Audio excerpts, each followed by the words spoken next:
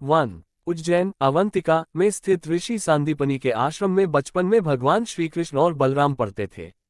वहां उनके कई मित्रों में से एक सुदामा भी थे। सुदामा श्री कृष्ण के खास मित्र थे। वे एक गरीब ब्राह्मण के पुत्र थे। सुदामा और श्री कृष्ण आश्रम से भिक्षा मांगने नगर में जाते थे। आश्रम में आकर भिक्षा गुरु माँ के चरणों में रखने के बाद ही भोजन करते थे। परंतु सुदामा को बहुत भूख लगती थी तो वे चुपके से कई बार रास्ते में ही आधा भोजन चट कर जाते थे। 2 एक बार गुरु माँ ने सुदामा को चने देकर कहा कि इसमें से आधे चने श्री कृष्ण को भी दे देना और तुम दोनों जाकर जंगल से लकड़ी बिन लाओ। फिर दोनों जंगल में लकड़ी बिनने चले गए। वहां बारिश होने लगी और तभी दोनों एक शेर को देखकर वृक्ष पर चढ़ जाते हैं। ऊपर सुदामा और नीचे श्री कृष्ण। फिर सुदामा अपने पल्लू से चने निकालकर चने खाने लगता है। चने खाने की आवाज सुनकर श्री कृष्ण कहते हैं, अरे ये कट कट की आवाज कैसी आ रही है? कुछ खा रहे हो क्या? सुदामा कहता है, नहीं, ये तो सर्दी के मारे मेरे दांत कटकटा रहे हैं। ये सुनकर श्री कृष्ण कहते हैं, अच्छा बहुत सर्दी लग रही है क्या? सुदामा कहता है, हाँ। ये सुनकर श्री कृष्ण कहते हैं कि मुझे भी बहुत सर्दी लग रही है। सुना है कि कुछ खाने से शरीर में गर्मी आ जाती है, तो लाओ वो चने जो गुरुमाता ने हमें दिए थे, दोनों बांटकर खा लेते हैं। ये सुनकर सुदामा कहता है, चने कहाँ हैं? वो तो पेड़ पर चढ़ते समय ही मेरे पल्लू से नीचे कीचड़ में गिर गए थे। ये सुनकर श्री कृष्ण समझ जाते हैं और कहते हैं, ओह, ये तो बहुत बुरा हुआ। ये सुनकर नीचे की डाल पर बैठे भगवान श्री कृष्ण अपने चमत्कार से हाथों में चने ले जाते हैं और ऊपर चढ़कर सुदामा को देकर कहते हैं कि पेड़ पर फल तो नहीं, लेकिन मेरे पास ये चने हैं। सुदाम कहते हैं, ये तुम्हारे पास कहाँ से आए? तब कृष्ण कहते हैं कि वह मुझे भूख कम लगती है ना। जब पिछली बार गुरुमाता ने जो चने दिए थे वह अब तक मेरी अंटी में बंधे हुए थे। ले लो, अब जल्दी से खा लो। ये सुनकर सुदामा कहता है, नहीं नहीं, मैं इसे नहीं ले सकता। तब श्री कृष्ण पूछते हैं, क्यों नहीं ले सकते? सुदामा रोते हुए कहता है कि क्योंकि मैं इसका अधिकारी नहीं हूं और मैं तुम्हारी मित्रता का भी अधिकारी नहीं हूं। मैंने तुम्हें धोखा दिया है कृष्ण, मुझे क्षमा कर दो। कृष्ण कहते हैं, अरे, जिसे मित्र कहते हो उससे क्षमा मानकर उसे लज्जित न करो मित्र। इसी प्रकार एक बार श्री कृष्ण सुदामा को वचन देते हैं कि मित्र, जब भी तुम संकट में खुद को पाए तो मुझे याद करना, मैं अपनी मित्रता जरूर निभाऊंगा। 3 बलराम और श्री कृष्ण को आश्रम में भिन्न भिन्न कार्य करते थे। एक बार श्री कृष्ण, बलराम और सुदामा भिक्षा मांगने के लिए जाते हैं। एक द्वार पर खड़े होकर तीनों भिक्षामदेही कहते हैं तो एक महिला अपनी बेटी के साथ भिक्षा लेकर बाहर आती है और कहती है, ब्रह्मचारियों, आज आने में बहुत देर कर दी। ये सुनकर श्री कृष्ण कहते हैं, माता, आज सारे आश्रम में सफाई करनी थी, बहुत काम था, इसलिए विलंब हो गया। आपको प्रतीक्षा करना पड़ी, उसके लिए क्षमा करें। ये सुनकर वह महिला कहती है, अरे क्षमा कैसी? मैं तो इसलिए प्रतीक्षा कर रही थी कि रोज तुम रूखी सूखी रोटी लेकर जाते हो, आज घर में मालपुआ बने थे तो मैंने सोच तुम जल्दी आ जाओगे तो गरम गरम खाओगे।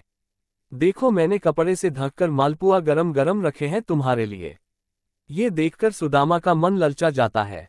वह कहता है, मालपुआ, आज मालपुए बने हैं? वह महिला कहती है, हाँ, आज घर में पूर्णमासी की पूजा थी। फिर वह तीनों को मालपुए देकर कहती है, अब इसे जल्दी से खाओ, गरम गरम खाने में आनंद आता है। सुदामा तो खाने ही वाला रहता है कि तभी श्री कृष्ण कहते हैं, नहीं माता, हम यहाँ नहीं खा सकते।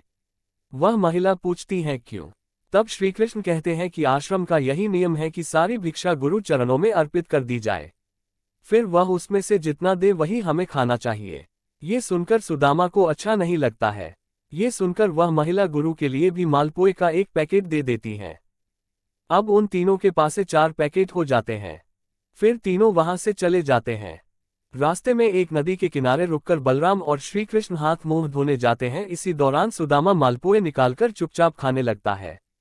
तभी श्री कृष्ण उसे मालपुए खाते हुए देख लेते हैं और मुस्कुरा देते हैं। फिर वह चुपचाप उनके पास पहुंचकर कहते हैं, तुम समझते हो कि मैंने कुछ नहीं देखा। तभी सुदामा पत्तल को मोड़कर मालपुए ढांक देता है और कहता है, नहीं नहीं, मैं तो कुछ भी नहीं खा रहा हूं। तब श्री कृष्ण कहते हैं, देखो, झूठ बोलना पाप है। ये सुनकर सुदामा, रोज हम 3 रोटी लेकर जाते हैं तो आज भी 3 रोटी लेकर जाएंगे। हाँ, यदि तुमने गुरुदेव को न बता दिया तो। ये सुनकर कृष्ण कहते हैं कि देखो, मैं तुम्हारा मित्र हूं और मित्रता का धर्म कहता है कि मित्र की कमजोरी पर पर्दा डालना चाहिए। ये सुनकर सुदामा कहता है, तो तुम नहीं कहोगे? श्री कृष्ण कहते हैं, कदापि नहीं। ये सुनकर सुदामा कहता है, तो फिर सारे मालपुए खा लूं।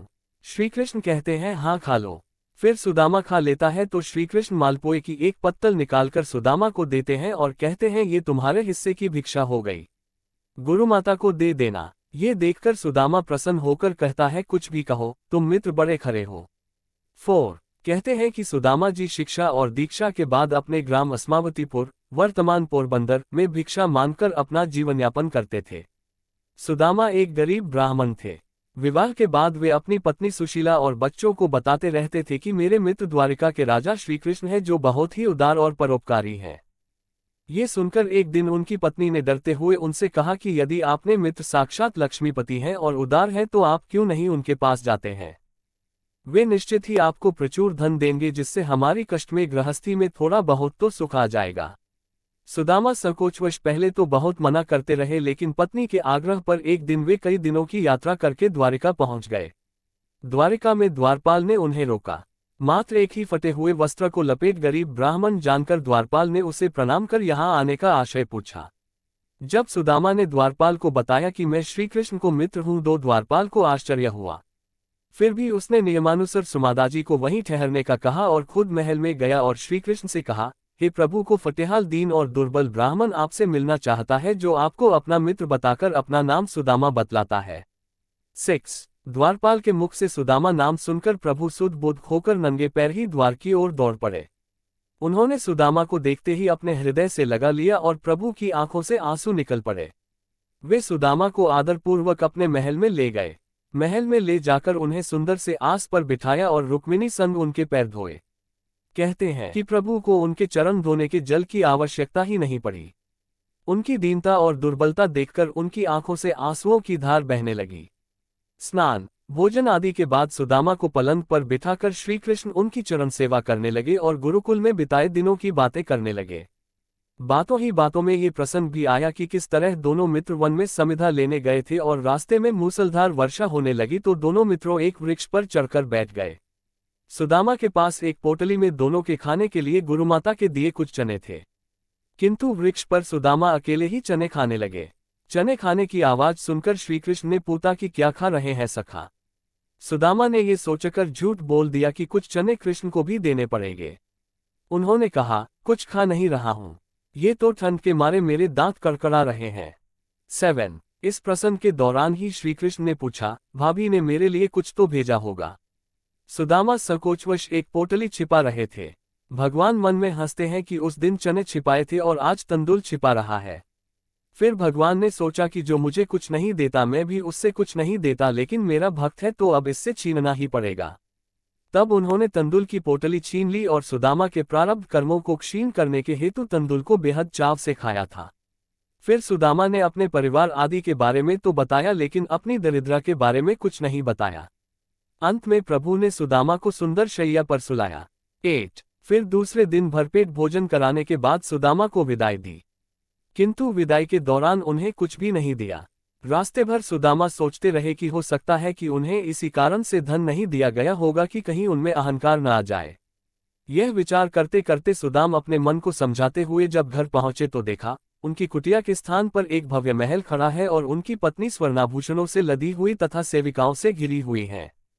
ये दृश्य देखकर सुदामा की आंखों से आंसू निकल आया और वे सदा के लिए श्री कृष्ण की कृपा से अभिभूत होकर उनकी भक्ति में लग गए। जय श्री कृष्णा।